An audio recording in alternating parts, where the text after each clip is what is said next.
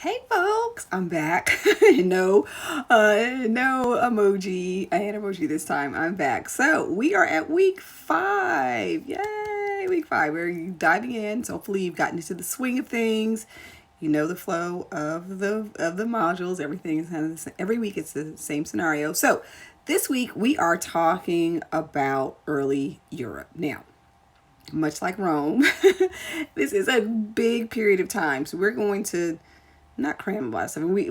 There's a lot to talk about over several centuries. We're really going to be talking about 9 centuries worth of time there wasn't a lot of change in movement in this time. So that's why we're able to cover this big span of time in this one module. So this module, we're gonna start with where Rome left off. So we're gonna talk about the Byzantine Empire for a little bit. We talked about that with Rome, how it split off. The Ottoman Empire split off and became the Eastern Roman Republic. That is now Turkey.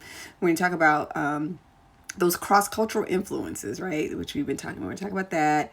We're gonna talk about the Crusades, and we're gonna talk about what the Crusades brought to Europe. And if you don't know what the Crusades are, you will know by the time this lecture is other. All right, we're going to continue to talk about how dress showed your social distinction, right? So that social distinction dress through the early Middle Ages. We're going to, of course, identify items of clothing. A couple of the words we still use is in terms of articles of clothing. So we'll talk about that. One word in particular we'll talk about because it makes me giggle. And we'll compare and contrast men's and women's styles in the late Middle Ages. So again, we're talking about the Byzantine, the early Middle Ages, and the late Middle Ages. So there is a big span of time. The Crusades are kind of in that Middle Ages.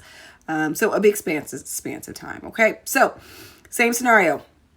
After you watch this video, go read, right? So go read pages 50 through 71 in our textbook. Dive into the discussion board. Remember, your initial post is due by Tuesday.